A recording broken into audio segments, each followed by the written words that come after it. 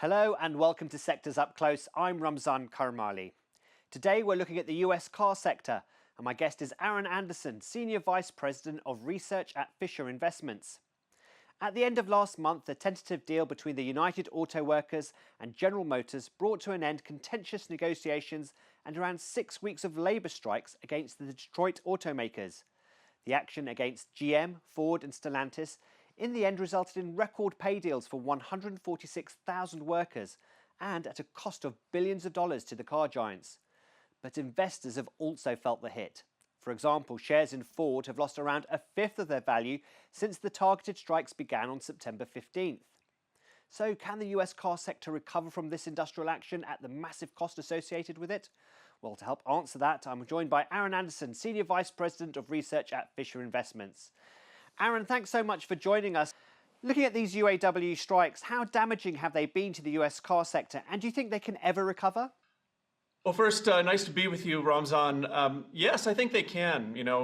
While you're absolutely right that these negotiations, did put a hefty burden from a cost standpoint on the automakers, they've dealt with these types of issues before. This isn't the first labor negotiation they've been through. In fact, they've dealt with a lot in recent years, going back to some of the supply chain issues we had a few years back. And so while this will add a meaningful amount of cost per auto, companies can do a lot to cut costs. They can improve technologies. They can pass some of that on to their customers. And so I think overall, the auto companies will survive this just fine. It's fair to say, though, the shares of the legacy automakers haven't really performed that well if you compare it to the likes of, say, a Tesla.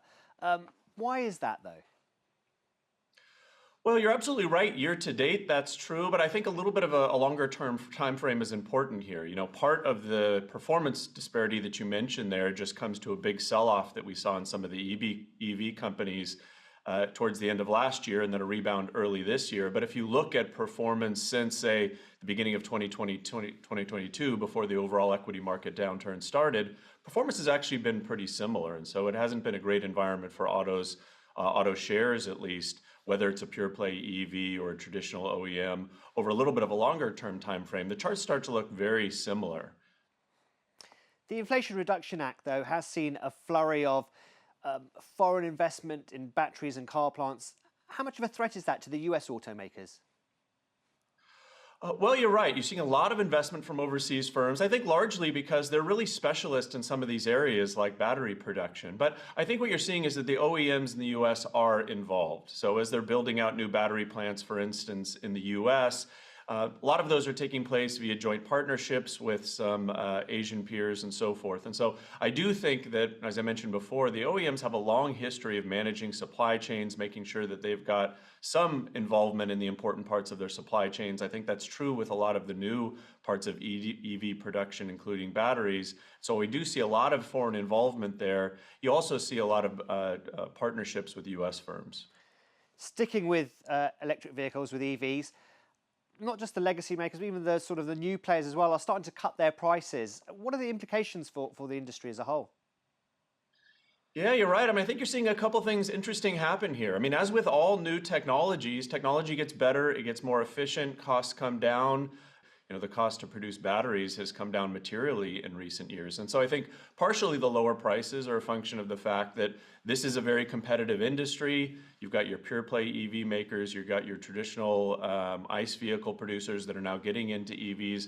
There's just a whole lot of competition here. And so it's hard to maintain really outsized margins when there's that type of competition. And so as costs come down, I would expect that prices come down along with it. Then you've also got what's been somewhat lackluster demand for EVs. Yes, the overall EV sales are going up. The share of EVs as a percentage of the total auto market is going up, but not as quickly as people might have thought previously. And so you're seeing a combination of lower prices on the one hand, at least costs.